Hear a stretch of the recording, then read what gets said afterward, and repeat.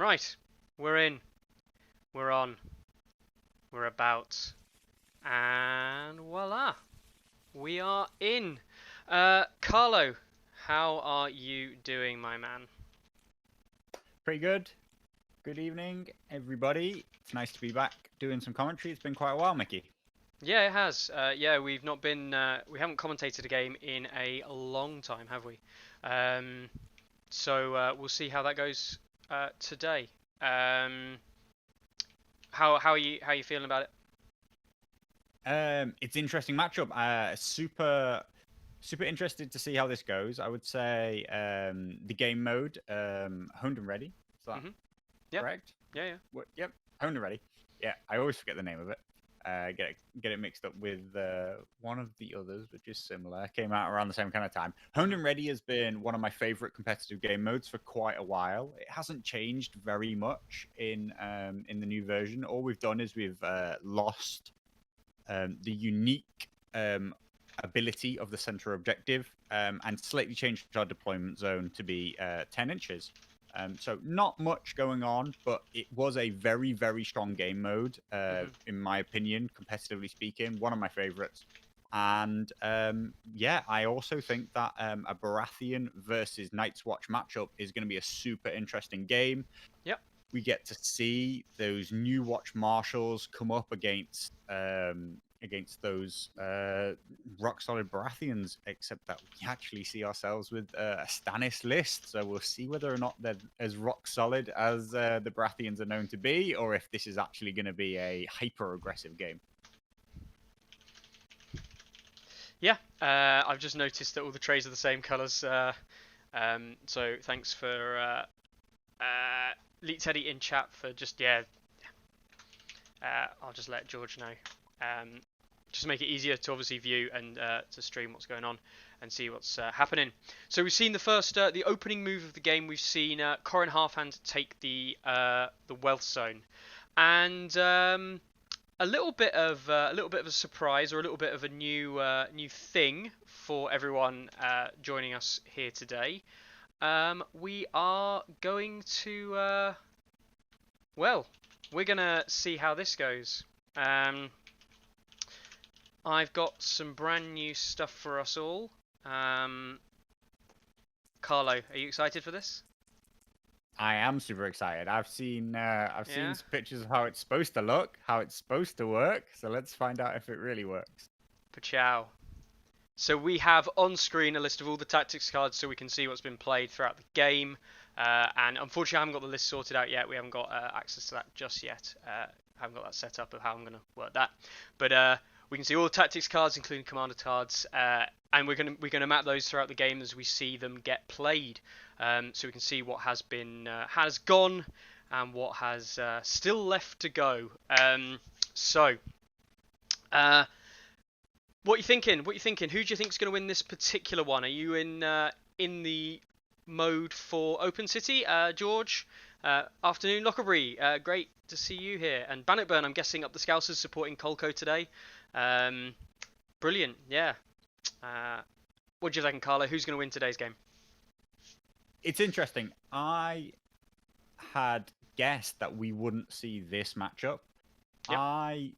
I naturally assumed that playing into Baratheons, particularly in this game mode, that as Kolco, I would have picked Othel myself. That would have been my go-to option. I think in response to that, I'm not surprised that OpenCity goes for his Andrew Estamont, because I think that his Renly list is going to be way too slow and would get shot to absolute death by a Scorpion and other such awful cards and a lot of maneuverability. Yep. Interestingly, though, we end up with John.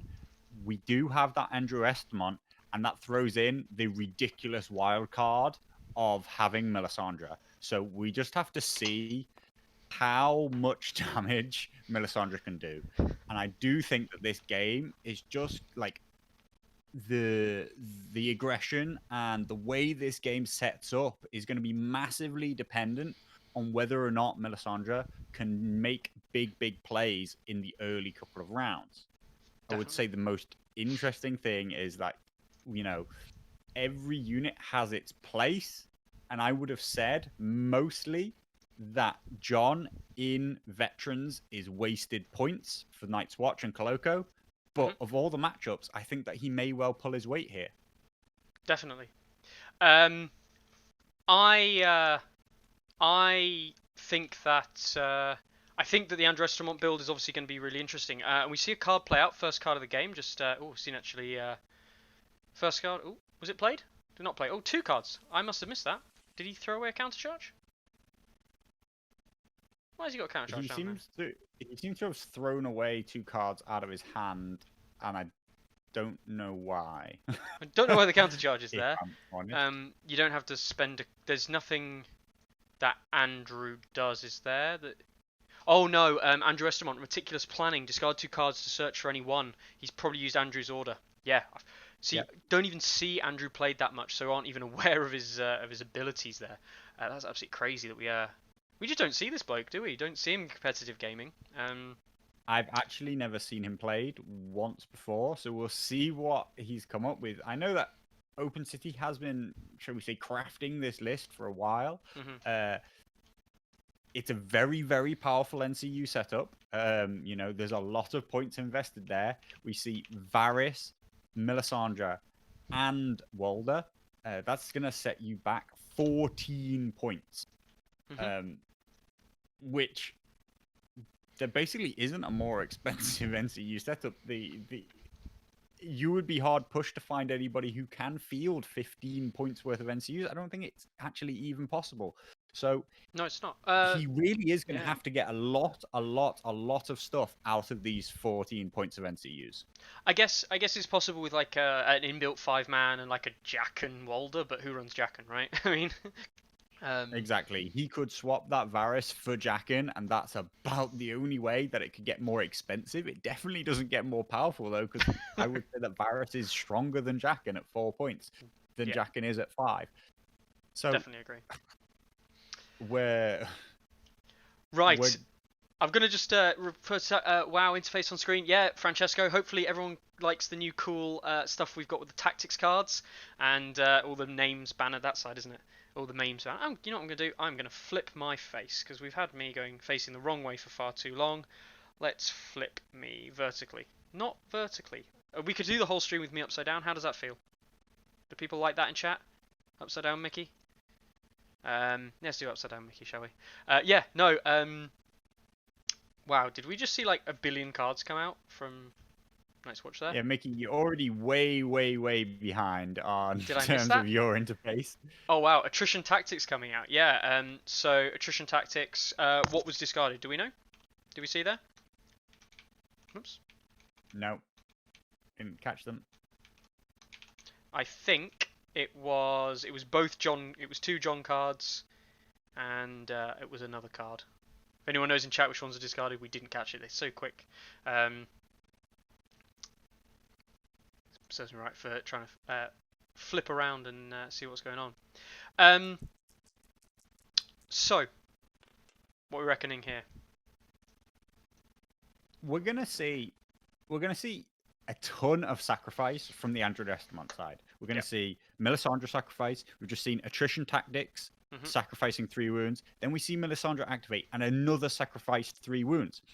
It makes it very interesting and astute that Kolco opened with a Moneybags block, right? Moneybags is going to have huge value to OpenCity throughout this game. And that is going to be the deciding factor. And what I would like to see is I'd like to see Kolco be incredibly aggressive. He has to be more powerful on the board. If there is no doubt about it. He has less points than NCUs, and he'll be doing a ton less sacrificing. But if he sits back and lets Melisandre do her work, lets Andrew Estamont just, get rid of any good cards he ever builds up, he's just going to have to go out there, be aggressive, and get into combat as early as possible without compromising his position. Yeah. Yeah. Okay. And that is obviously a big thing here. Do you think with all of Andrew and Mel's ability, do you think that's going to really have to raise Kolco's tempo? Kolco's tempo? He's going to have to play faster. I'd say he needs to push the pace of the game. Yeah. It's in his ballpark to make things happen.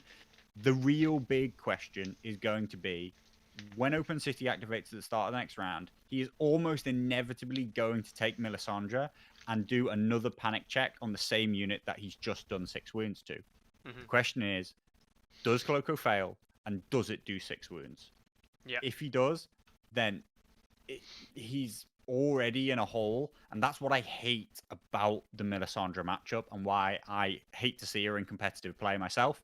Because if OpenCity wins that role, which, is nowhere near guaranteed without any tokens, we're talking about a 60-40 advantage in his favor, which means that to get him to fail both is actually quite unlikely. But if OpenCity can win that role, then he's massively in the driving seat. If he doesn't, then he's in a massive hole. Yeah. And I think that it just put a bad dynamic on the whole game.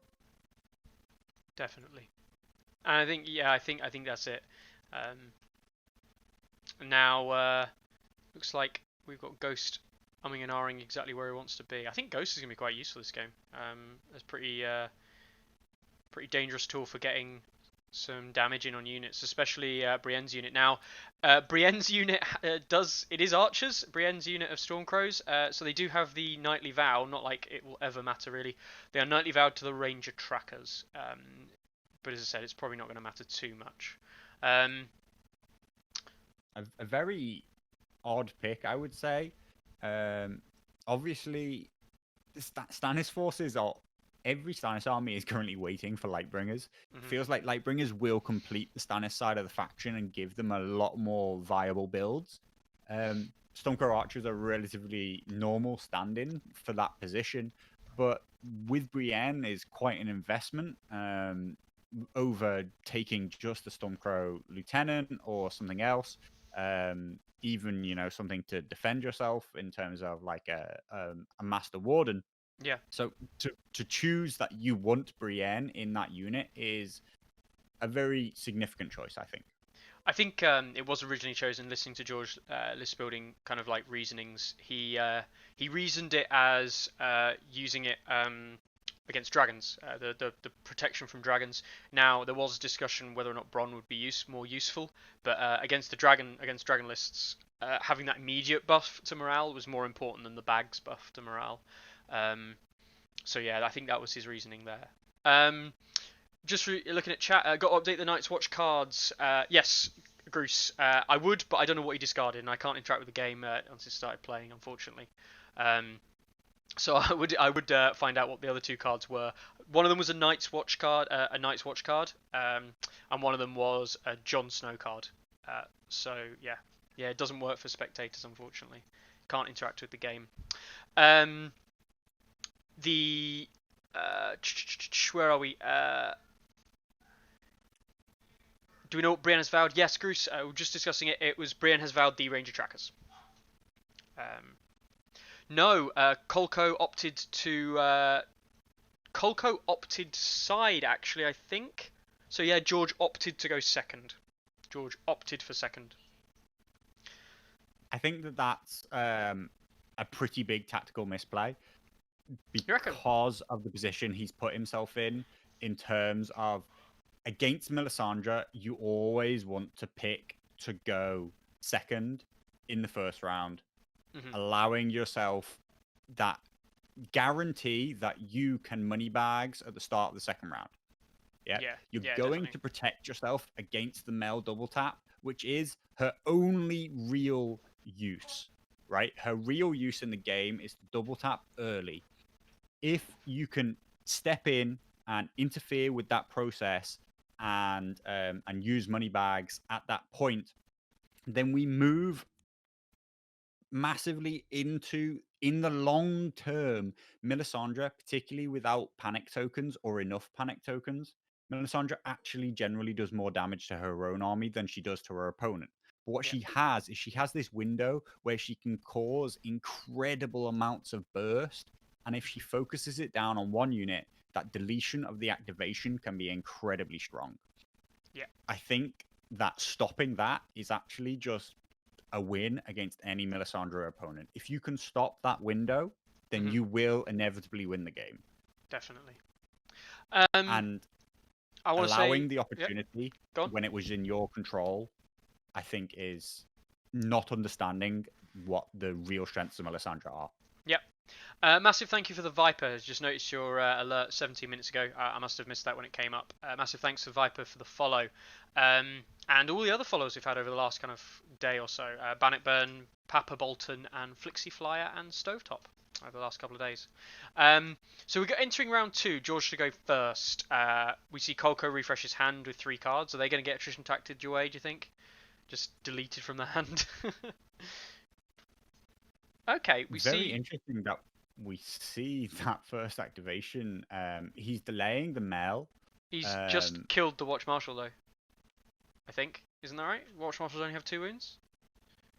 Of course. Yeah, there is Yeah. that other part which I hadn't even thought about, which is that the double tap onto the Watch Marshal with Walder is also a massive issue. Yeah. Interesting that he goes for the Watch Marshal over Ghost, Mhm. but yeah, I do think that this is powerful. By Thank. blocking money bags at the same time, or not even blocking, taking money bags, healing the attrition tactics wounds that he's been doing, Mhm. he still has Melisandre later in the round. He's still got pressure onto those trackers, and even he can find time to put down a panic token. Yeah. I think that while taking first on turn 2 might not have saved both units, Kolco 100% could have saved the Watch Marshal, kept himself an activation higher, and really given himself some more breathing room here. Yeah. Thank you, Reddish Panda, for the follow as well. Thank you very much for that follow. Yeah, it is looking good for George. It is looking good for George. 1 true board to death. That's board to death, I'm guessing. You've stopped listing, Mel, because it's blown up in your face. Yeah, fair enough. Why didn't he with Eamon on the Marshal? I don't know. I don't know why he didn't choose to do that. Honestly, I don't know. Wardens. I think, unfortunately, Kolco's showing a bit of inexperience and a slight lack of preparation for understanding the early game of the tactics board. When you play at a very high level against a very specifically tailored list, the way OpenCity does, we see Melisandre activate and we see that unit disappear. So That it turns is what out we've been talking about. It turns out if you just nightly vow a unit and then never have to engage it in combat, that's a thing, because it just explodes from the board. Yeah, wow. Mel just casually deleted a unit. Exactly. That's a thing. It has now, and we've seen now Kolco is in a huge hole. Like I don't want to call a game way too early, but I don't see him being overly competitive or ways for him to get back into this game, considering this early set of maneuvers, this early set of plays, right? The thing is unfortunately, he had all the tools necessary to block this. He won the role It shall not end. to choose sides or turn. If he'd taken the correct, and I use the term, like in inverted commas, if he'd used what is almost undoubtedly the better choice, which is to block Melisandre, block Walder by taking first turn on turn 2, if he'd understood that that was the most important choice he could make, then between that and Amon, he could have saved himself a lot of pain. Mm-hmm. Now, the one kicker in all of this is Varys. Mm-hmm. Varys, you'll see, has already used 3 of his tokens. He will have been blocking Amon's healing ability and zone takes. But Amon onto the money bags is the most specific important part because Varys can't block both at the same time. Yes. That needed to be his beginning of turn 2 play. Both heals can't be blocked, and therefore he could have saved himself a full activation, a full unit, a full VP. Now, interestingly, Kolco there, Melisandre hadn't actually been moved onto a zone, and Melisandre hadn't been moved onto the zone, and so I assumed they were still in the like when a unit would die phase. And we saw it shall not end until my death come out, which saved the unit. They saved the panic there. Then George decided to take crowns with Mel crowns at them to see if that would kill them. On the what is it D3 wounds that they survive on? Oh no, 1 wound, to see if he could do the last wound to them, and they passed that panic. So the unit of Ranger Trackers does survive, but it's on 1 remaining wound after all that. So yeah. That is quite a big play and a very important save. Yeah. We could see that unit still has to be very, very careful of 1 wound. It's very likely that the Stormcrows can still kill it. I do say very likely. There is an outside chance that that unit doesn't actually have enough damage in them. So we'll see whether or not really he needs to activate that unit or take a maneuver with it to get it down to safety. Yeah.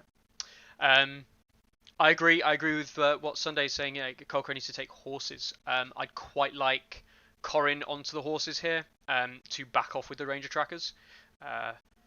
And just get them out, like just definitely get them out of harm's way, so you don't have to worry about dealing with that later on.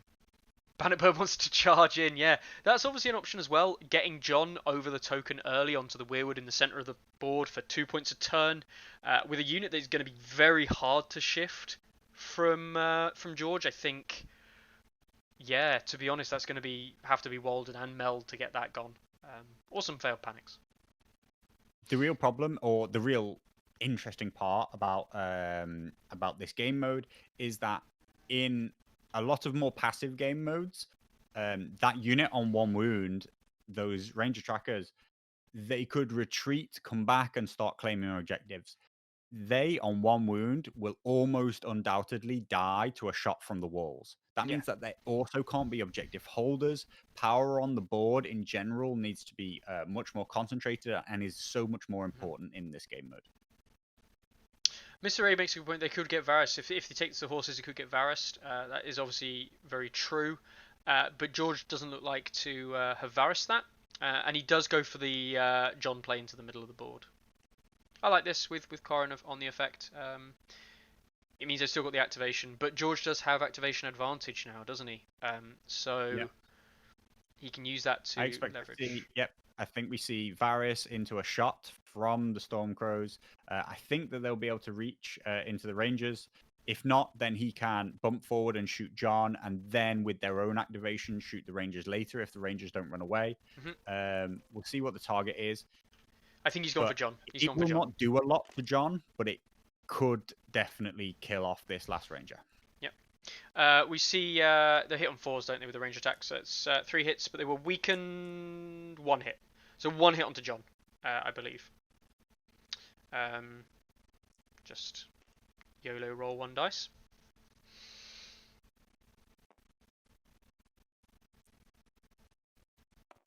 Yep, that's a pass. So no one's there. Auto passed the panic test, which of course does trigger a lot of Jon Snow's cards, but the unwounded, not that relevant. Okay. Especially with that weakened, that should now be spent. It's actually still on the unit right now, but I believe that weakened is gone. Without the weakened, that Ranger is very, very much at risk right now, and if he doesn't activate and run away straight away, he's going to give up another VP, I think. Yeah, definitely. Sunday, the Dragonstone Noble will be a thorn in John's side. Nightwatch don't have tools for solo units to do auto wounds. Yeah, they don't. This is where Ghost, I think, can come in really handy, though. I think if the Dragonstone Noble decides to do anything about John, Ghost can just come in and to be honest, a side or rear charge onto the Dragonstone Noble is a threat. Obviously, it's not going to kill the Dragonstone Noble because they have 3 wounds, I believe, which puts them essentially out of kill range. You know, they're not going to be failing a 3+ morale check, probably. Mind you, they've said it. Say that. It's happened before. So yeah.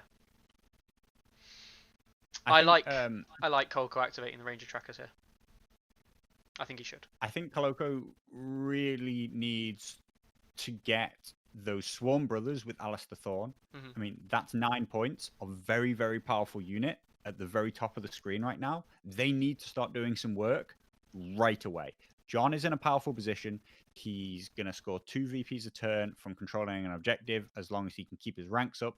A very, very powerful unit. He has another extremely powerful unit in the form of Alistair with those Swarm Brothers, and they're facing off against nothing more than a unit of Wardens. Yep.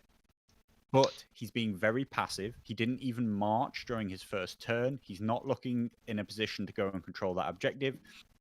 They need to be way, way more aggressive. Yeah. Do big shout out to all the other followers that we've had this afternoon. We've had Reg Panda, obviously mentioned, Lockerbie, obviously Lockerbie, great to have you here as well, and Mr. Ray. I know you've been both of you active in chat, and we are on 42 viewers in my last count, Carlo. 42 people coming to see us stream this game, and they get to see all the cool new fancy stream things we've got going on as well. So yeah, it's a good day to be a streamer for A Song of Ice and Fire, the miniatures game. For Groose, there is a tree perfectly placed, completely under the veterans that they are swallowing whole right now. Yep. So that's going to be a neutral panic test for them between the tree and the Oh wow! 2 corpse piles. Kolco's doing it. He's said, nah, screw this. I'm going for it. He's going to go and try and kill some Wardens, which is brave. We also saw the Horn That Wakes the Sleeper come out on the Alistair Thorne unit of brothers over there. So Horn That Wakes the Sleeper.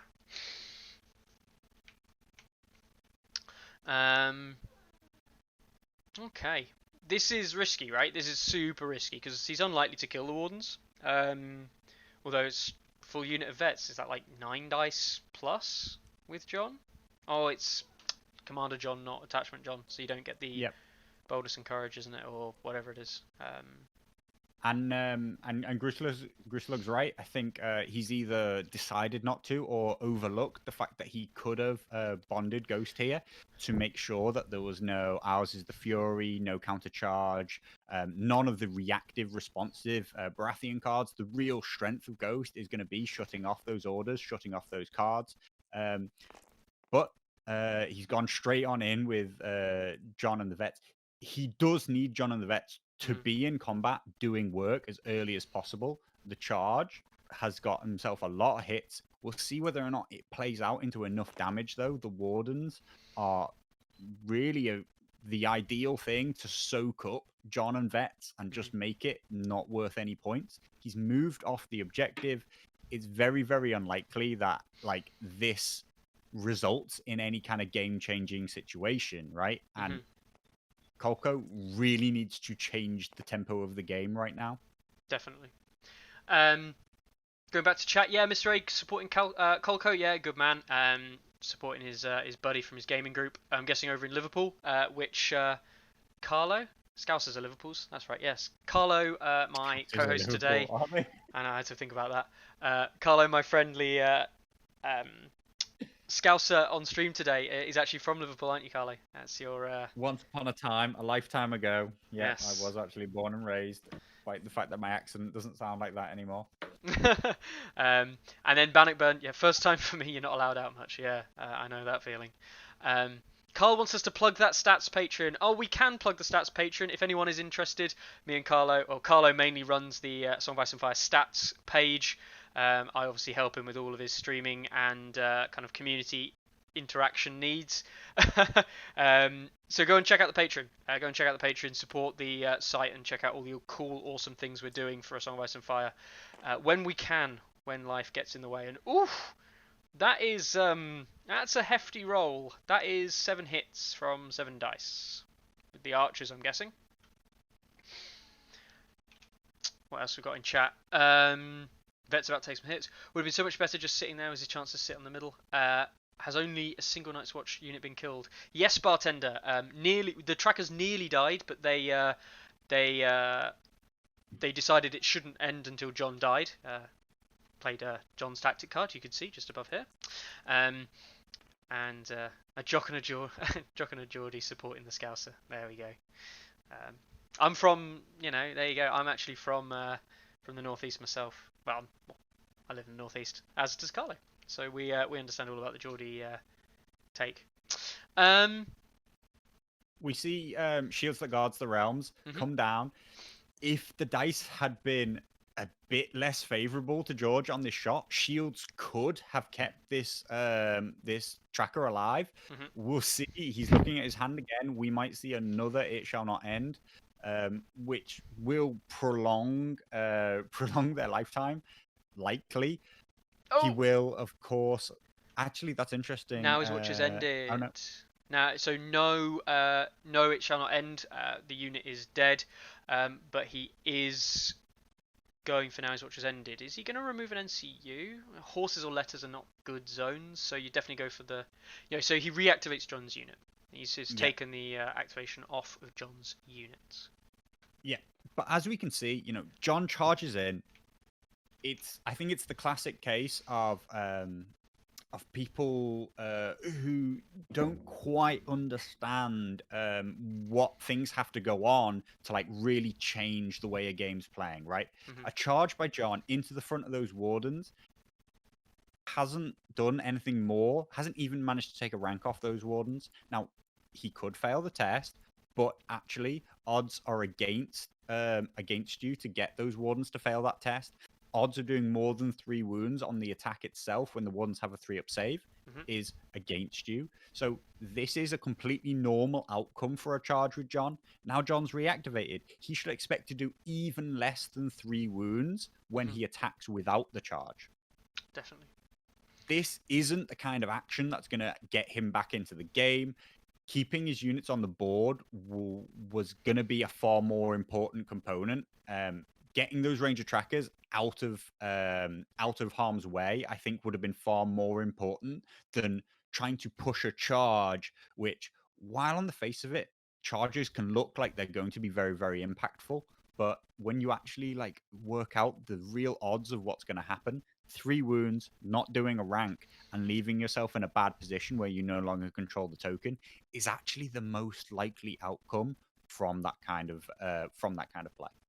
I do like the opportunity though that I do kind of like what Kolko's doing here. He's putting the ball into George's park and he's pushing George away from the token in the center of the board. That pushes George away from controlling more objectives, and it gives him the opportunity now. Certainly with It Shall Not End, he might be able to retreat and control the objective himself still.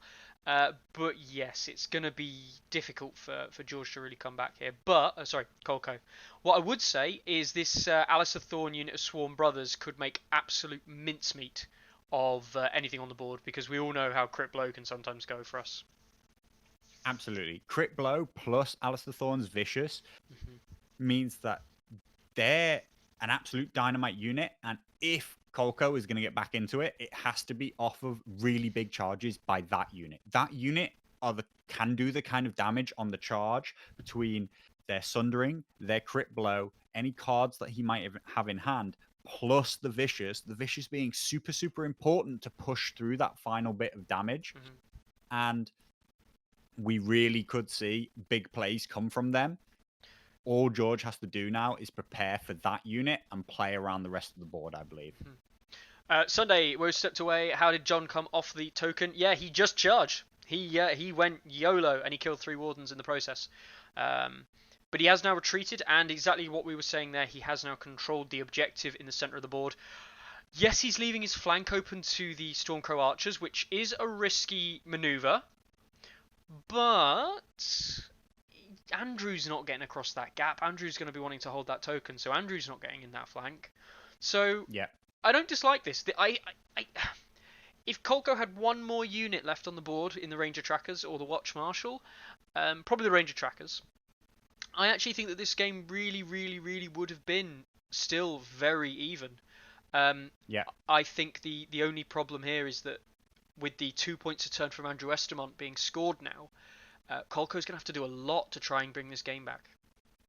Yeah, it's going to be almost impossible for Kolko to put any real pressure on Andrew Estermont, right? Yeah. The unit getting shot from the walls is not going to do enough damage that unit will ever feel at risk of needing resources, needing anything to do that. that's gonna like pair off against John in the center. And so really with his 2 units up, his higher activations, it's a question of, can Kolco do something about the top side of the board? Can he get Alistair to do some work? And will we see Ghost go up against a Dragonstone Noble? Is actually the big question. I Yeah. think. I think if I was George right now, I'd be looking to make the charge with the Dragonstone Noble into Ghost. Ghost no longer ignores armor saves. He no longer, you know, really threatens the Dragonstone Noble in any real way. But the Dragonstone Noble has a chance to do some real damage to Ghost in return.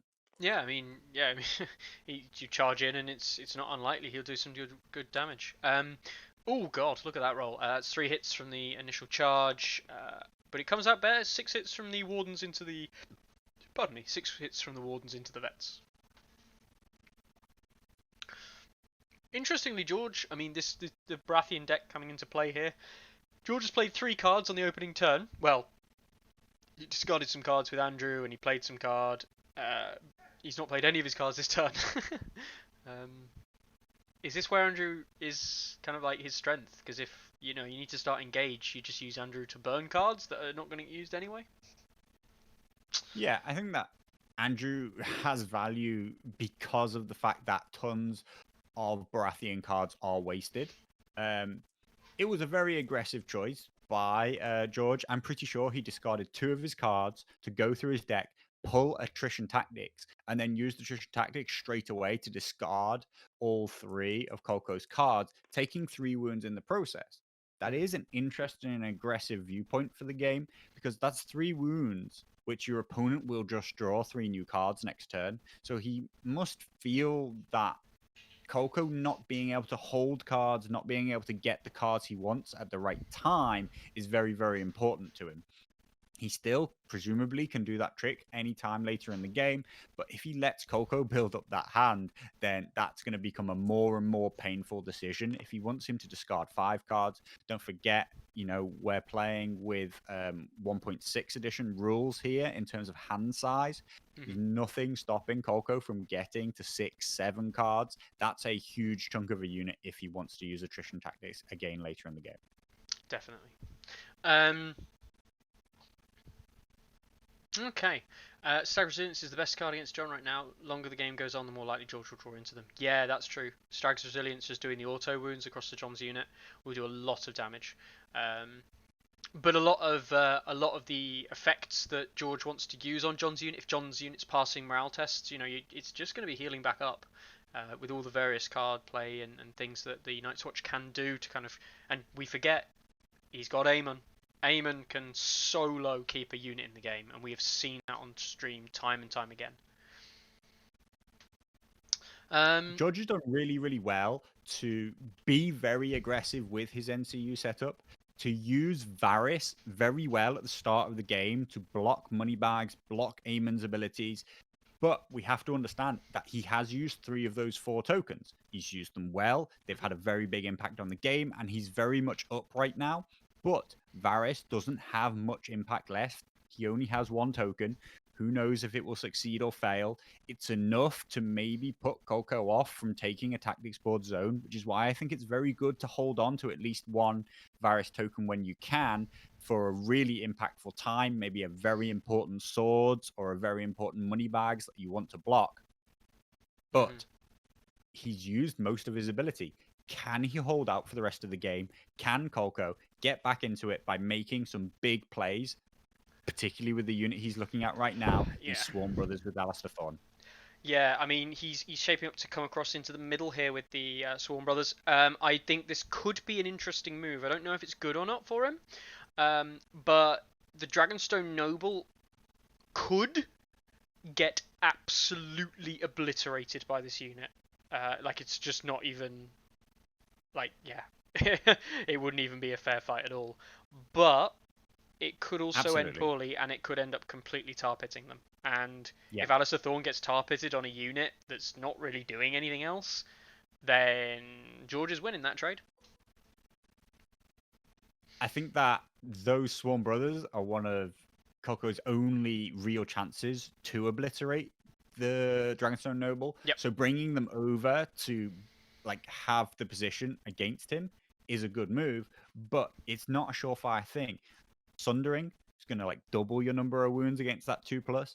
Really though, he desperately wanted to be able to keep that Watch Marshal solo alive so that he could use those maneuver tricks to start opening up flanks and start getting charges where George didn't want them to come in. If not, he's just going to have to start going into the front of these Baratheons, being out activated and out positioned and not having any movement tricks left means that in all likelihood, he's gonna have to charge into the front. George will just defensively position his front arcs so that he's always gonna have that 3+ save, that 2+ save from the Dragonstone Noble. It's gonna be a tough ride. So interestingly, that was actually a Watcher on the Wall play from Kolco, and he chose not to attach it to a unit. That's interesting. Interesting, especially considering he currently controls horses. Yeah. Although it would go. I believe he's keeping. Yeah. I believe he's keeping Horn that wakes the sleeper on the brothers. Swan Brothers right now, which I would say I'd much rather have Watcher on the Wall for the plus movement. The Horn does have the value of applying a token. A vulnerable here could really help him, but he's looking like a desperately long charge. He's going for the long bomb. This is going to be movement 5 unit, I'm guessing. Yeah, that would have been really handy to have that +1 movement. He's going for a 5+ charge. By the looks of it, onto the Dragonstone Noble. He is clear of the terrain, but he seems to be opting against it. Interestingly, even if it seems desperate, I actually really like the idea of taking this charge on. Because I see it as one of his best ways to get back into a winning situation right now. And when you're bleeding an attrition-based game the way he is, you could overreact, but I think what most people do is underreact, which is that they continue to play safe, they continue to play steady, when really they need to take big risks to get back into the game. A 5+ charge sounds like one of those perfect big risks. Yep. Instead, I think he's gone safe. He's just taken a maneuver. Yeah. And he's activated. And I expect that Dragonstone Noble won't be there next turn for him to be able to make that same move. True. And George is just going to use the term burn in activation here. He's just going to kind of like do essentially very little with a unit of Wardens on this objective token over here. I actually I'm almost a fan of George doing a maneuver there, putting his back corner over and positioning the Wardens much closer to the middle of the wall, giving them an option to charge Ghost if Ghost chooses to take the objective. Yes, Ghost probably dies anyway from the wall shots, but it's I think it gives that opening there for him. Charge does the same thing, but the risk of a round check at the end of obliterating the Noble. Yes, that is true. Yeah, exactly. A failed charge, if positioned, if you angled it right, he would have ended up in roughly the same position, probably a little bit further forward. Whatever dice roll he rolled, be it a 2 or 3, he'd be an inch or 2 further forward than he ended up. But yeah, absolutely. I think for the chance of just what is a 6+ morale test, I think that he should have taken the option to go in there and blow that Dragonstone Noble up. Yeah. George is checking... yeah, I totally agree. Yeah. I would have really liked to see those Wardens push right over that token, both threatening the token on the far side, and also making sure that they had plenty of room to retreat to continue to control the token. Having that activation advantage means that George will always, as long as that unit survives, be able to retreat from combats late in the round to continue to control the token. At 2-0 up, he just wants to continue to give himself surefire ways to score VPs. Definitely. George looks like he's not 100% sure what he wants to achieve with the Dragonstone Noble here. Looks like he might be trying to fit through the gap, perhaps, between the two units. With the maneuver, have to end his first maneuver not within an inch of a unit, and then take a march afterwards, which is possible. I think that's definitely He's trying. He's trying a sneaky move that I don't think he actually necessarily super needs to take on. But you know, if he wants to end up on that side of the unit, then it has some value. Yeah, I mean, this Also, is. Brett right in chat, Yep. with Alistair Thorne in that unit, there isn't even barely any risk to taking on that failed morale test. That would still only be 1 wound. And I really wish he'd taken it on. I really wish we'd seen him be aggressive and be optimistic. I'm a little bit disappointed that Kolco left Ghost where he was, not pulling Ghost into the gap here, even if like he wanted to bait the Dragonstone Noble in, not pulling Ghost into the gap to prevent this, and he could have angled so he couldn't be charged. I think Kolco's missed the trick there.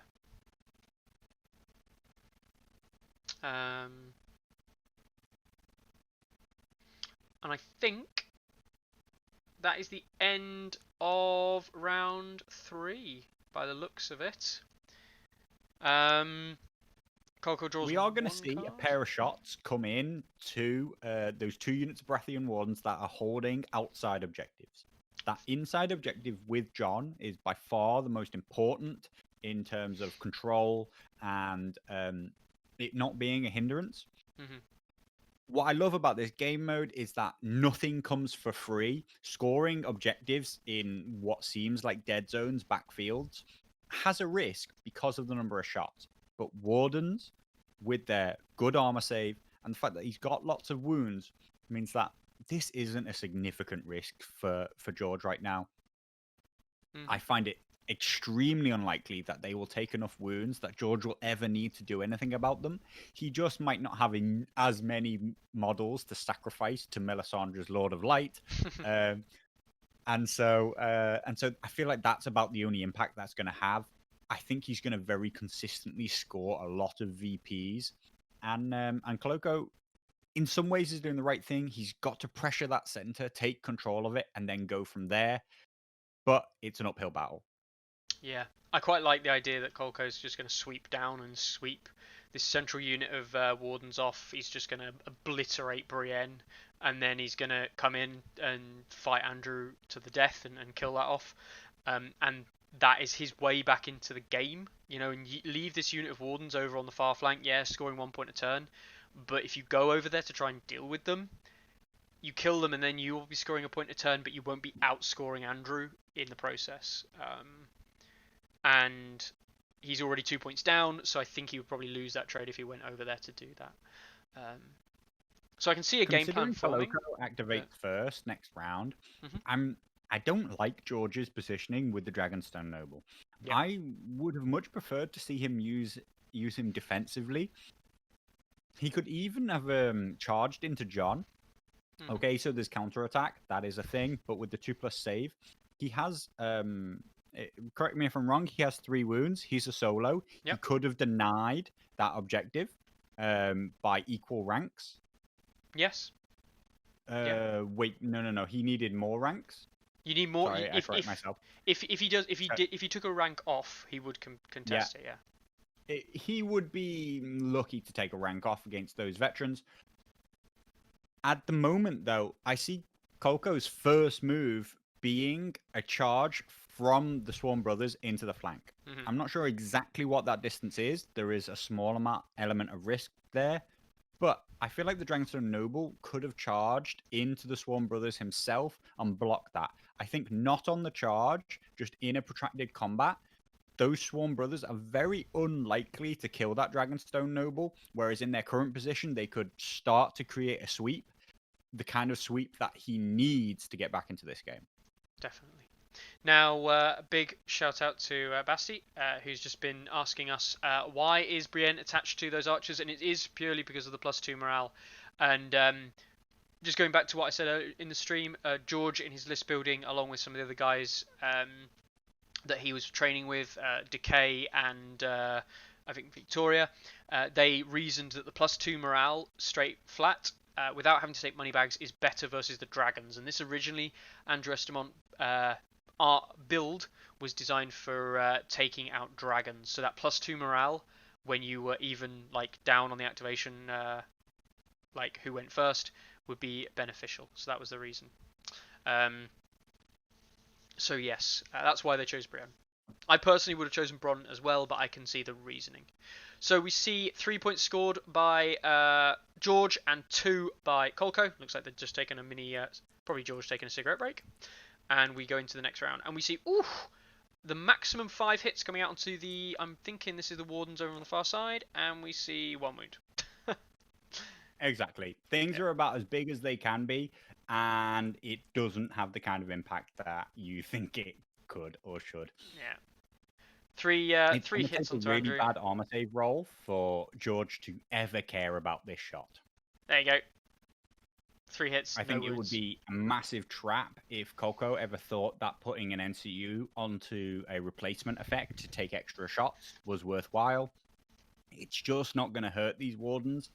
They have a brilliant place at 5 points. Lannister Guardsmen and Wardens are just the ideal units to just hit, sit, and hold these objectives. Yep, definitely. Brett's saying he doesn't love it. It's a 7-point unit of shit archers. Shouldn't swear on stream, but it's true, Brett. It's not. I don't like it either. But these guys played it. Yeah, I think that it's a massive waste of 7 points. Mm-hmm. But these guys played it. These guys practiced it. They came up with the strategy. So I'm guessing it works. At least to some extent. Quite really understand why the dragon will ever be scared of that unit. So why is it important to keep it alive with +2 morale? Carlick, can you explain a unit that dragons are afraid of? That isn't in Starks. Or okay, Trappers. well, all right. Well, I was just about to name a couple of Stark units. Any unit that they are scared of. So, obviously, does it have to be a Baratheon unit? Because I actually can't list one. Yeah, ideally a Baratheon unit, seeing as we were talking about the Baratheons. I'll give you neutrals as well. New sources? New 7-point sources? Maybe Renly Rose Knights, like just because of the auto wound generation. But the thing is, you should never get caught by them. Yes, you should be scared of them, but you should never actually get caught up in combat by them. Yeah. Why did the Wardens just take 3 wounds? They didn't. They did. Andrew's unit had already taken 3 earlier from a Mel bomb, or at any cost attrition tactics. Sorry, and the Baratheon Wardens over on this flank just took 1 from the walls. Yeah, he added back.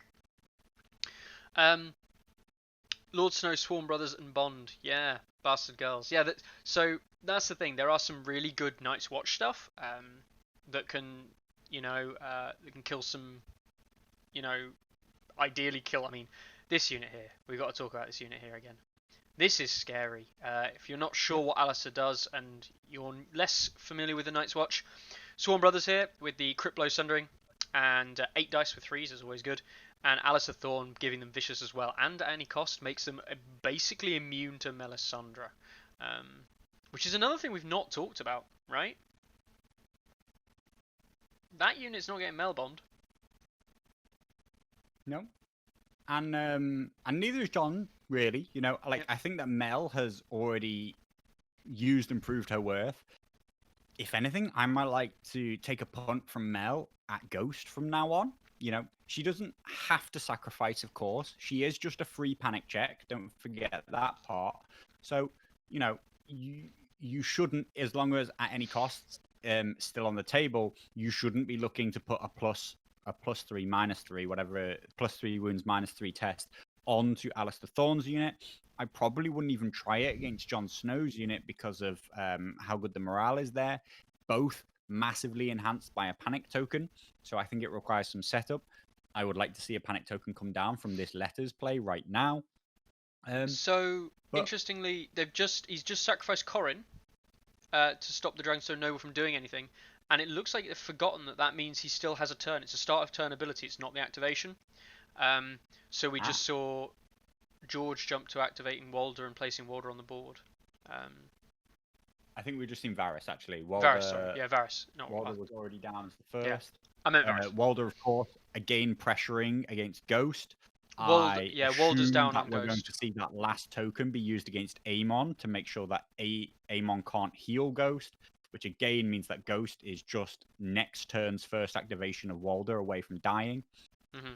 I think we did see a failed panic test doing 3 wounds onto those central wardens, which is an interesting play. But I mean, and yes, you got to take those risks, but the Moneybags response is the instant counter to that. Yeah, We finally see this charge. There's no counter to this bad boy. I'm expecting some big card play here. George only threw away Stag's Wit at the end of last turn. I'll update that on the stream. Where are we? Stag's Wit is the... Oops. No. That one. Hey. So George is going to have, with 5 cards in hand, he's going to have some... Ours is the Fury. He's going to have Last Stand. You got to expect these cards coming out. So it's 8 dice. The center actually looks very, very strong for Kolco right now. Yeah. Ooh. That's not what you want to see when you have crit blow. He's got the reroll. Oh, jeez. I mean, I feel sorry for Kolco there because when he got 7 hits, right? He got 7 hits, but actually with a unit that's rolling 8 dice on crit blow, you actually average 7 hits is kind of like really average. You'd be hoping to score more hits than you made attacks. And again, we see that these actions just aren't quite having enough impact. That's 5 wounds though. 5 wounds straight in. As always, we come down to the panic test. Vicious. Big important keyword there. With the +1/-1 from the corpse pile and the flank -3 test. That's a dead unit. That's a dead unit. And we see at any cost, and that is the price it pays. The price of not doing that 1 extra wound on the attack, of having 1 less hit, at any cost comes down, and the model is saved. The unit is saved on 1 wound. That's a big play. That's a big save, and Andrew Estamont coming up real clutch. A commander that just doesn't see a lot of play, making some big cards plays there. Yeah, definitely. Oops. There we go. So both at any costs are now gone. Big. Ghost is outside of Weirwood Tree range as well, which I'm guessing is testing because of Melisandre being a threat, and Melisandre looks like she is activating. Whew. I think I would expect him to not sacrifice any models and just go for the flat test here. Yeah, that's a pass. I mean, he can spend the panic to reroll. I think he's sacrificed some wardens for this, He has. And I think that's just the bait that Melisandre is. Yeah. That's not actually like an advantageous action for him. And he's actually he's net used a panic token on Ghost and done 3 wounds. That's all he's done. And now he's going into the actual tactics board zone. So what do you do here? With probably I think he's just blocking. I wouldn't take the shot. Yeah. Because of the risk of freeing up the units. I guess I would just attack with the wardens themselves into the Swarm Brothers. And I think that's what we see with 3 dice all missing. Yeah, that. If anyone has never played Baratheons before, shout out to all the Baratheon players in chat. I feel your pain, as me and Carlo often play Baratheons. This is a standard thing that wardens do, which is they attack and then their action ends. Because nothing else happens after they roll the attack dice. I do think that the Corin sacrifice was relatively necessary. Otherwise, that Dragonstone Noble was just going to go and hunt down and kill Ghost with only 1 wound left. It was an almost definite kill. The thing is Ghost currently feels like he has nowhere to go. Aemon needs to heal him. I assume that we're going to see this last Varus token try and block Aemon. Yeah. It will actually be quite an important role. If he passes this 3+ roll, then we're gonna just see Walder kill Ghost at the start of next round. That doesn't feel that significant, but 2 points for the outside objectives, 3 because of Andrew Estamont, plus Ghost next round means that Kolco is so far from getting back into this game. Even though he's got good central position, I don't think that he can do anything about it. This is a huge thing, right? Kolco's in a position now where he can forego the middle objective. He has to take tempo anyway. He has to take tempo some way. What is stopping him from charging the rear of this Dragonstone Noble, killing it, and then getting back onto the objective anyway? Nothing, and that will be a very good play if he does so. He's got everything fixed in place. Nothing scares this unit. The archers don't. Andrew Estermont doesn't. Kolco needs to be careful there that he stays in the rear of the Dragonstone Noble. I think he's not checking whether he's in the rear. He doesn't need to retreat as far as he's gone. He could have retreated much closer. Just sat here.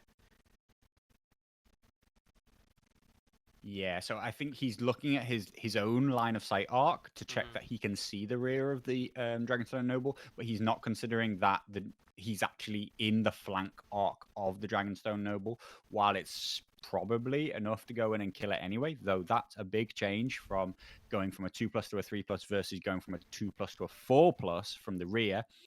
But what's more important is the position that he will end up in. It looks like they're having that chat now, so he wants to make sure that he is in the rear. So there you go, just flipping over to the rear arc, and then he can pivot as much as he wants to, obviously, to keep the Dragonstone Noble in chat as well. So yeah, Daryl Scalebot, leader of NRG, just heading out now. He's gonna probably go to bed or get ready for a shift at work, doing his bit for the NHS in the UK. So huge shout out to him. I don't know if he's going to work or if he's just getting some sleep before a shift in the weekend. But yeah, obviously check out all the cool merch and everything and support Daryl and NRG, and check out all the stuff there. And a surprise name in chat, a name that I've not heard of before, Lord Commander Bob. Carlo, do you know who Bob is? No idea. No? Oh well. Yeah, Lord Commander Bob. I will. I'll briefly recognise him. Lord Commander Bob. Bob over from. Works with Chris Tran on all the stuff with Sunday Slaughter. Yeah. Welcome, Bob. Anyway, I'll go back to forgetting who you are. So, I think that there's a real chance that this Dragonstone Noble dies. That's a pretty important play. I don't see even, Last Stand or Countercharge having any real play here. I don't think that Kolco has any reason to be scared to kill off him, assuming he can get those 3 wounds in the rear. He doesn't have the action with the Swarm Brothers to kill off that last wound on the Wardens, but we can expect that to be a kill next round. If he can kill the Dragonstone Noble, that's a point. He moves on to the objective. That's 2 points. He's at 5 points. He can kill that unit in the center for 6 points, score with John next turn, 7, 8 points. But I don't see where he gets more points. And in that same time, George almost inevitably gets past 10. Yeah. He needs to make some big plays as soon as possible. Stan United Reactivations. Brothers. Stan United Brothers comes out. When a friendly combat unit passes a Marathos, one other friendly unit within long range may restore D3+ wounds. If either unit contains Jon Snow, you automatically count as rolling a 3. He can, of course, restore 1 wound to Jon's unit or Ghost's unit. He can't restore... As far as I'm aware, did he... Yeah. Yeah, he can't restore the wounds to that unit, unfortunately. Yeah, Ghost is, I believe, the much better play if he's looking to still be in this game. Otherwise, Walder's just going to kill him next round. Yeah, he really needs to heal Ghost here. 1 wound onto himself is not going to change much. I do actually, crazily enough, I think that Andrew Estermont play, keeping that unit of Wardens alive, has been massive. And the substandard crit blow roll on the Swarm Brothers charge has really come in to hurt Kolco. Yeah, definitely agree. So did he see it play or did he take it back into hand? It looks like he took it back into hand, didn't he? So we'll get rid of that. Absolutely true. Of course, from Elite Teddy's pointed out that Ghost could come in and do this last wound to these Wardens. I don't think he can. That I don't think he can get into the flank. Yeah, because of this. Of course, that's true. Can he get past the Dragonstone Noble to end up in a position? he needs to free up the Swarm Brothers as soon as possible so that they can charge another unit and get their value. They need to take another unit off an objective. So he does roll a 3 from Ghost. Oh! I mean... We're possibly seeing Bond, but I think that Ghost's activation could have been spent much better. I mean, I don't dislike this massively. The key here is if he does go for the Bond, it means no card play. So that's it. It's just done. This Baratheon, like George's Baratheon options here are 0. They're none. There are nothing he can do. Is he gonna do like 3 wounds? Of course not. Is he gonna do 1 wound? Probably not. You know, let's have a little look. Of course, if he does 1 wound and fails the panic test, it's just a little bit of setup for John, which is nice.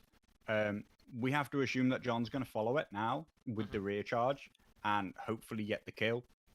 Interestingly, yeah, so no wounds, and he would auto pass the panic test anyway on 3+, so it would be auto passed. And it looks like here, yeah, we're seeing John charging as well, and he gets the 2, so he's in as well. This is huge, because this is the best opportunity that he has of killing the Dragonstone Noble, and, more importantly, he does it free of, I'll use the terminology free of charge. He does it without having to risk anything.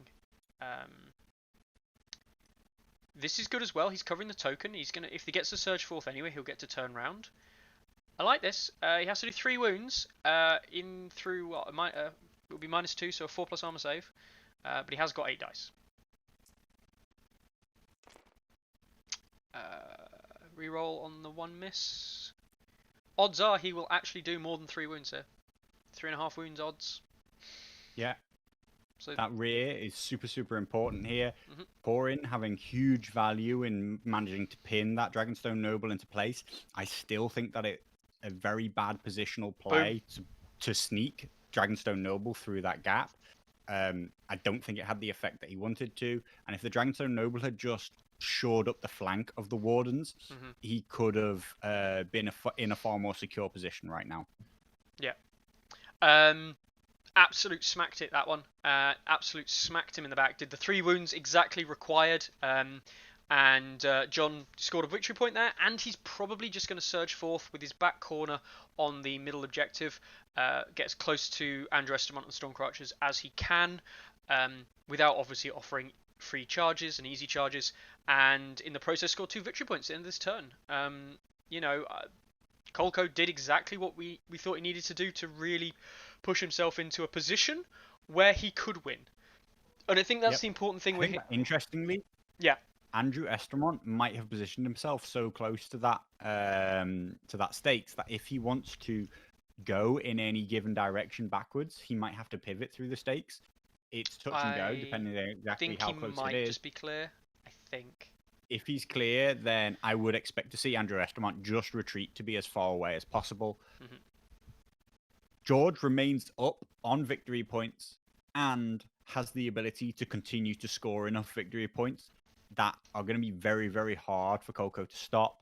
So he just needs to consistently get those points in. But it is worth noting at this point that all of George's entire army and his entire composition, his list, is all about hemorrhaging. Can't even speak this afternoon. Hemorrhaging. Oh my god, I give up. Giving away. Hemorrhaging. Thank you. Hemorrhaging. Jesus. I apologise, stream. Hemorrhaging wounds to do wounds to Kolco. So yeah, it looks like he's thrown away a Baratheon Conviction and a Reliable Bannerman here. So what we got? Baratheon Conviction and Reliable Bannerman. Looks like he's throwing them away to search for a card of his choice. Not knowing Andrew Estamont well enough, I'm not 100% sure what that is, but I would love to see him start pulling, Stag's Resilience. Stag's Resilience is going to really counter any aggressive push into him, especially if he takes letters as an early aggressive take. Then any charge that comes into you, you just counter it by healing and dealing wounds. Yeah, chat taking the piss out of me for that. And also Carl, I love Carl's hemorrhaging. Yes, there you go. A Baratheon themed version of hemorrhaging. Oh my god, I can't even say it now. And Bruce providing me a nice alternative there. Bleeding. Yes. You'd think for someone who can teach English that I could speak it, but apparently not. Thanks, Bruce, for that synonym there. Boom, got it in. Bruce saying earlier, seeing as game as that, can't help but feel he would have had a huge chance to win this with some better decisions early on. Potentially, Bruce. Potentially.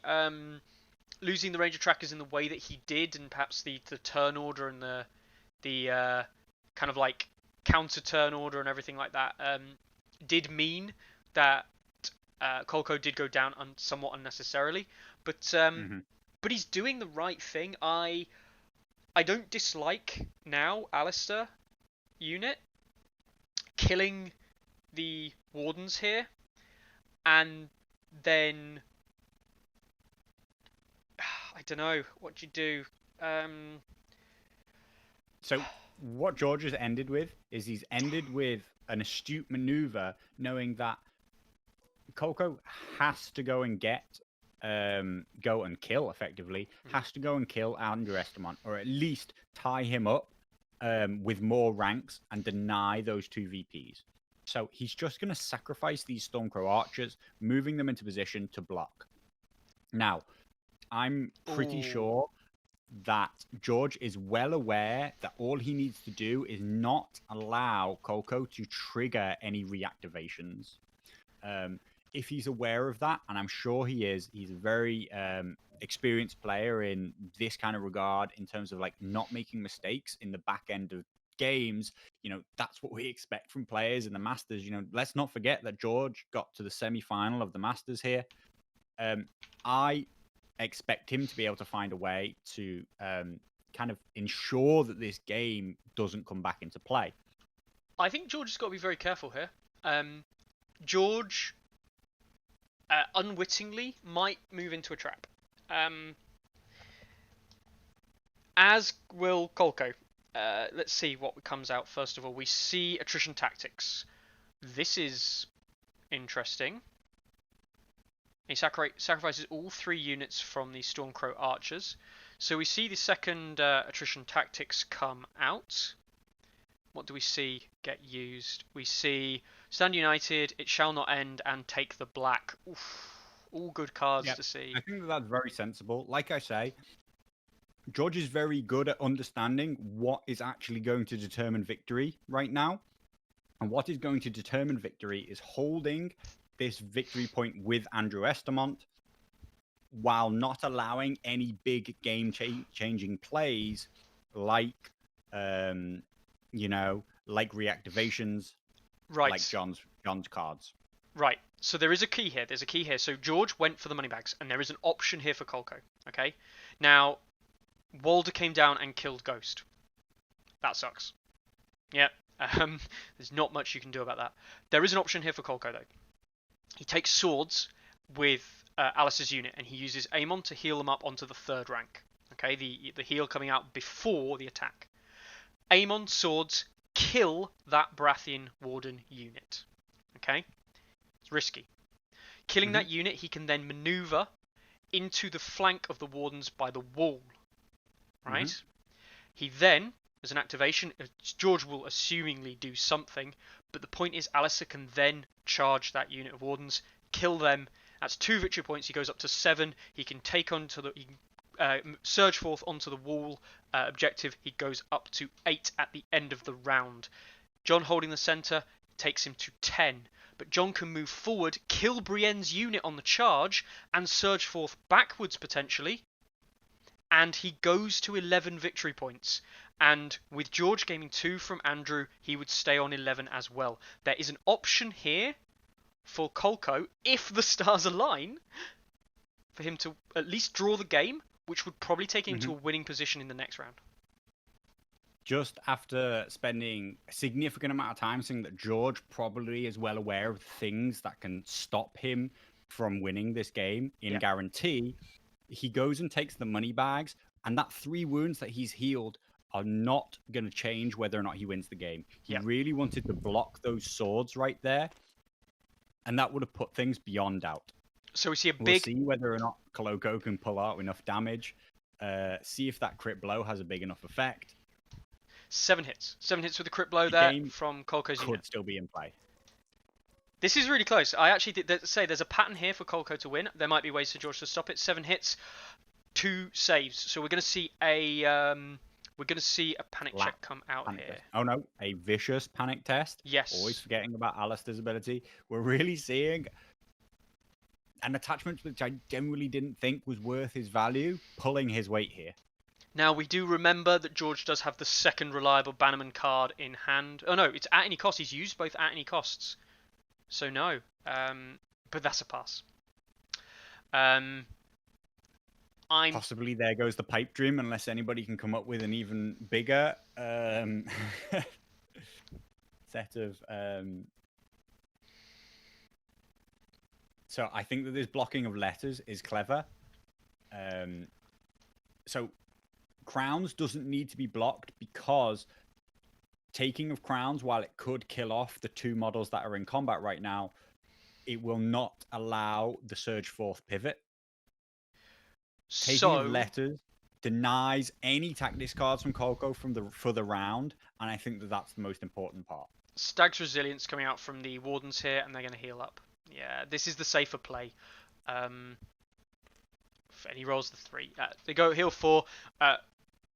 Yeah, this is it. This is the heal play. I don't see a method in which Kolco can now draw this game out. There might be something here with, like, before there was a Crowns Bomb opportunity, then use the Swarm Brothers with Alistair to charge and kill the Stormcrow Archers potentially, and then use John to somehow contest Andrew Estamont, even if it required charging in the front. But right now, with that unit going back up to the wounds there, this just shows you how ridiculous that one less wound. The only real out, and it's not a real out, is to start taking replacement effects and start shooting.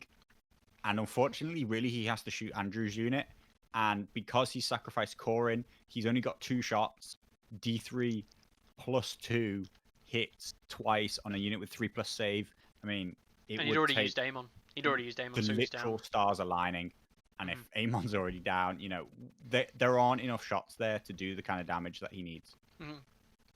So, we're now adapting. Obviously, it might not be game over. There's always, I mean, it is a dice game.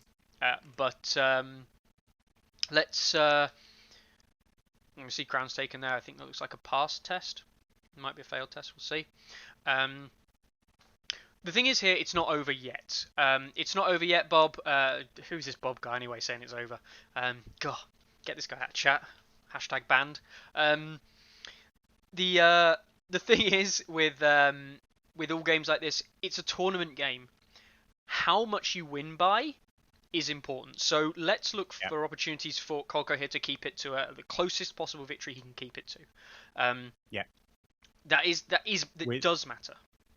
With George now presumably thinking, well, I've definitely won, he now should try to minimize the number of points that he gives away, maximize the distance which he wins by. Can he win by that 5-point margin? Currently, it looks like that's a yes. It looks as if it ended right now, it would be 12-7. If he can keep all his units alive, then that will be a crushing victory. I do still think that this John charge into the front, presuming he can get back to his own objective, is an easy VP to pick up.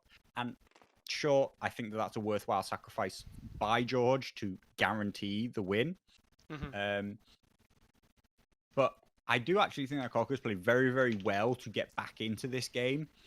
And I think it shows that he's a good player. Right. And I think this is very common from a lot of players. He's a good player who does not have that experience of very, very good, accomplished practice players who are good on the board, but also have a very, very good understanding of how the tactics board will play out and how they can use the tactics board and powerful NCUs to gain a big, big advantage before combat even starts. right? Yeah, definitely. And I think that if the way he chose turns and the way he activated on the tactics board in the first 2 rounds was a lack of experience or a lack of understanding of the damage that Mel could do to him and how Mel could put him so far behind.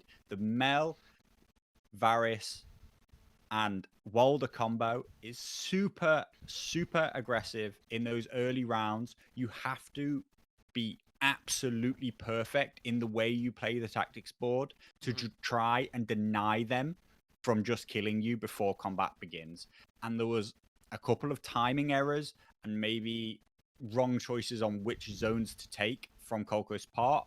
We didn't actually go super deep into it at the time, but I think that there are definite things that he could have played differently that would have kept him in the game for longer and given him a fighting chance when it came to the fighting, because his positional play and his fighting were all absolutely good enough to like win him this game.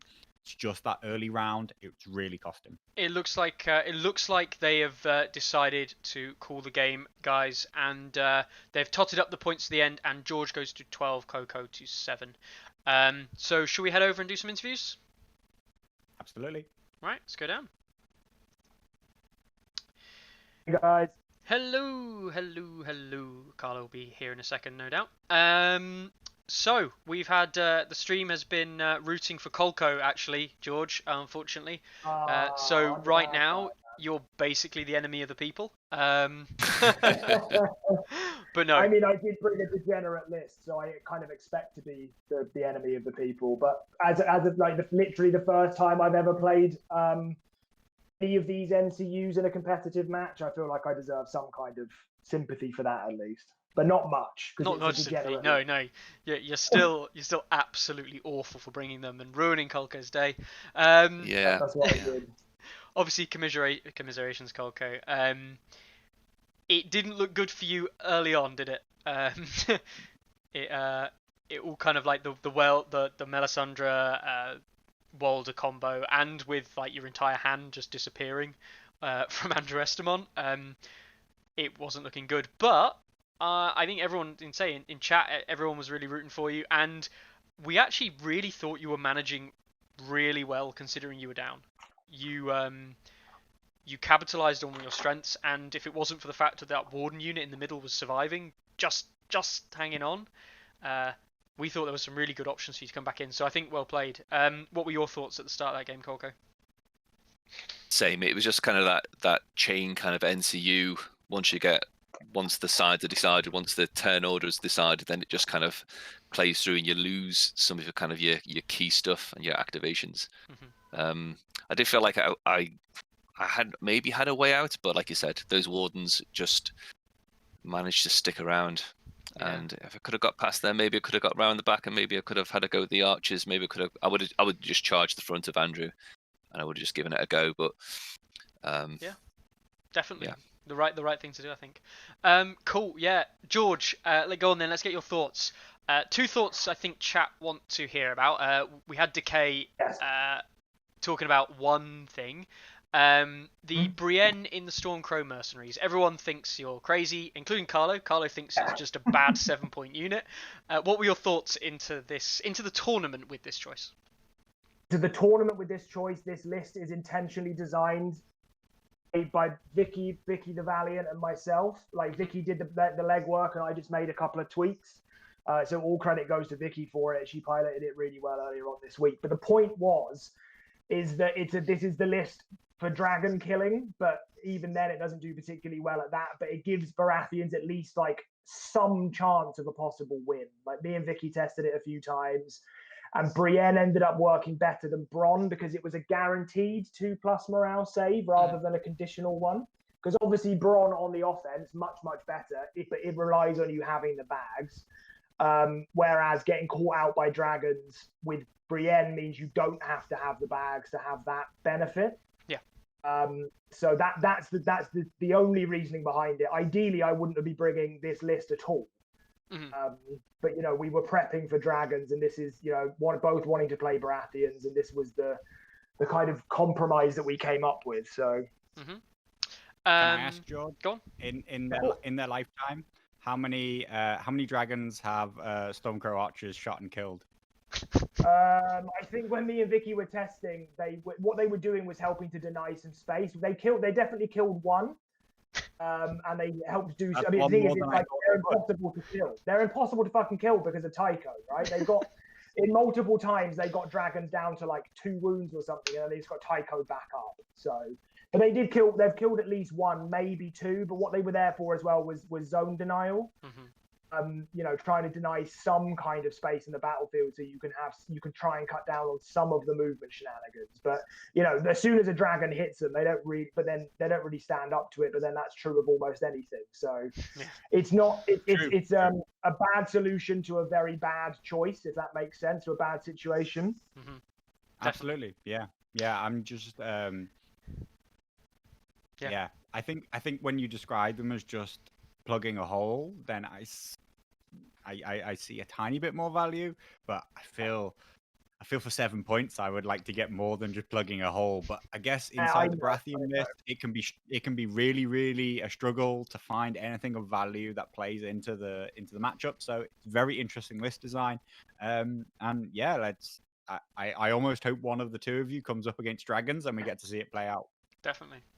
Vicky's currently in the position to fight the dragons next week, assuming nothing changes. But you know, like 7, as you said, Carlo, in the Baratheon list, what else are you getting for 7 points? A unit of R'hllor Faithful or a unit of Rose Knights, depending on which side of the loyalty you're on. Neither of which are going to do anything against dragons. So this, you know, just hang on, George. You've forgotten the best unit you can get for 7 points in the game. Zorse Riders. Yeah, Bolt Bart. Oh, the Zorse Riders. Sorry, come on.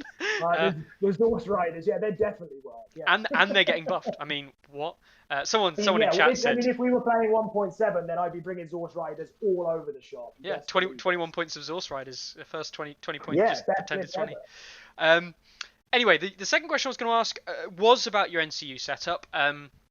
You said it yourself. You feel a little bit like a degenerate almost for bringing the setup that you had, and it is almost the maximum points you can spend on NCUs, obviously being 15 with like Jack and Walder and Mel or something like that. So what was your consideration? Is it just a case of you're trying to be as oppressive as you can be with that setup?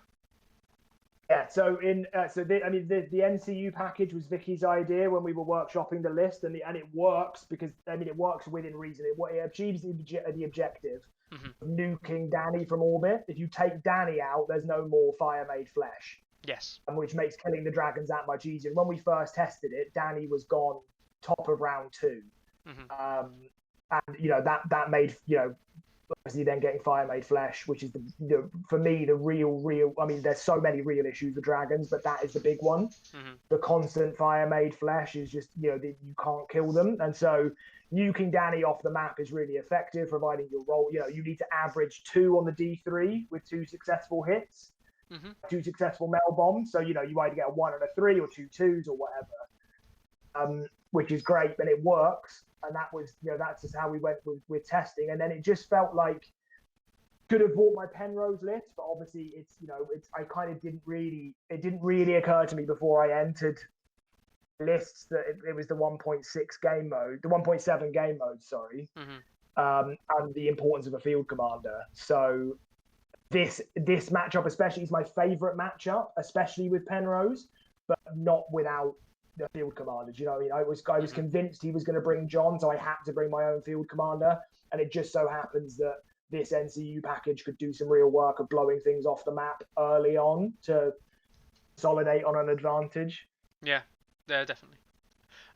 Cool, brilliant. No, it's nice to hear your thoughts. Nice to hear kind of like what you're thinking about how the game plays out. And I just want to point out that I forgot to attack with these wardens at the end. I used Sag's Resilience on them and then completely forgot to attack. Yeah, I mean that happens. There's always little things like that. Luckily, it worked out fine. Exactly. Yeah. All right. Any closing thoughts, Kolco? Go on. Any closing thoughts? Any shout outs you want to give to some of your supporters out there? Definitely to JTT. I'm sure the boys are watching, and I'm not even looking at my phone. I can imagine already the grief I'm going to get for getting Mel bombs so often. But no, I enjoyed it. It was good. I just want to add that Kolco played an incredible game there. Really, really. I've tested this game 3 times now, and this one was the toughest by a long shot. Like, you really, really put me under it. Good. Maybe what you need to do next time, George, is practice with Kolco. Yeah, maybe. Next time I'm up against Night's Watch, Colin's getting a call. Yeah. Brilliant. Any closing thoughts from yourself, George? I mean, just thanks to Colin for the game. Really enjoying the World Cup. I'm glad to see so few Mother of Dragons lists in the EU regional. Yes. And thank you. Yeah, thanks for everyone to watching. I hope you enjoyed it. Like, my nerves are slightly better now, but I was fucking terrified earlier on today. So yeah, just thanks to Kolco for an incredible game and being such a good sport when I bought a horrible degenerate list. Brilliant. Well, thanks a lot, guys. We'll let you get away, and we'll obviously close off the stream and thank all the viewers and everything for attending. So all the best, and no doubt we'll catch up with either of you, both of you, very soon. Thanks, gents. Thanks, guys. Right. So we are pretty much done then. We are pretty much done. Carlo, any closing thoughts or statements from yourself around the game? I thought it was really interesting. I think Kolco did really, really well to stick in with the game from a really, really bad starting position. I wish he'd had the chance. I wish Mel had ended up more on the averages, which wouldn't have exploded his own unit. You know what I mean? That's the kind of hole that Mel can put you in, but Mel can backfire massively. I think it was a very interesting choice for George to take that list into this game, considering that, I do think he loses this game if he doesn't get that Mel damage onto that, if he doesn't succeed with both of those Mel tests on the start of round 2. I also believe that he probably doesn't win if Kolco takes first in round 2 and activates Amon to heal the unit in response. So I think that would have made a much closer and longer hard-fought game, and would have been really, really interesting to see if that list specifically, with all of its sacrifice mechanics, had the longevity. We saw how the Night's Watch were just as strong at the end of the game as they were at the start of round 2, practically. Once those couple of units got fired off, things couldn't get any worse for them, and they just started fighting their corner and really came out swinging. Kolco came out swinging. It was a great comeback, a great try, and if only he could pass some morale tests then early in the game, then he would have been right in it. So, that's the way things go, and that's why I'm never a fan of Mel in the tournament play, and why it's a huge risk to take it. But, George understood the concept, understood the early advantage he had, used it to get ahead, and then managed to hold his position, and it results in a crushing win. Definitely. Right. Fantastic stream. As you say, fantastic game, and really good to see 2 players. And it's nice for us, Carlo, because it was a British All-Star match, wasn't it? With 2 guys from the Northwest, commentated on by 2 guys from the Northeast. So it's good to see that. I think from my perspective, that we're getting some more guys from the UK involved in the scene on TTS. Because if you weren't aware, guys, for anyone, the UK scene in TTS was pretty poor until recently. There was only myself and Carlo who were any good, and that Leet Teddy guy who sometimes played, right? I didn't know in many other TTS players who are British. If I've failed to call you out and you're a British TTS player and I've just insulted you massively, you know where to send the hate mail. But yeah, so no, it's really good to see, and the guys from Liverpool obviously all getting involved on the in the TTS scene now as well. All right then, guys. Thank you very much for joining us on the stream. I'm absolutely thankful to be back, if you will. We haven't done a stream in so long for the games, and Bannock. Oh yeah, Mahoney's Law. Oh my god, I just forgotten about Mahoney's Law. I apologise if he's watching this back. Check out all the other stuff that NRG does. We've got obviously the YouTube channel. Check out the stats stuff. You'll see me and Carlo every Monday chatting crap about some people and tournaments and talk about World Cup. We're going to talk about predictions next Monday. The guys at the Patreon. So if you're interested in becoming a Stats Patreon, go check it out. The guys at the Patreon have been making some predictions for us, and our closest prediction to the qualifiers at the end will be getting a nice prize. We haven't decided exactly what that prize is, but who doesn't want a signed autograph of Carlo's face? We will leave it there. Thanks a lot for everyone attending, and obviously thanks for all the comments on the cool new layout and kind of things with the tactics cards and stuff. We're looking at making the stream experience as good as we can. If there's anything you want us to do on stream or anything that you think is a problem or could be better, drop me or Carlo a message, and well, probably me, because Carlo won't do anything about it. But I'll try and fix it up for next time. Thanks to Weasel, Charles Trahan, Weasel Kingdom, for giving us some ideas and providing a little bit of a soundboard for me this week as well. Check out the Patreon in the chat, guys, and check out all the merch and stuff that we've got offer at NRG, and we will catch you in the next one. Have a good weekend, guys. Take it easy.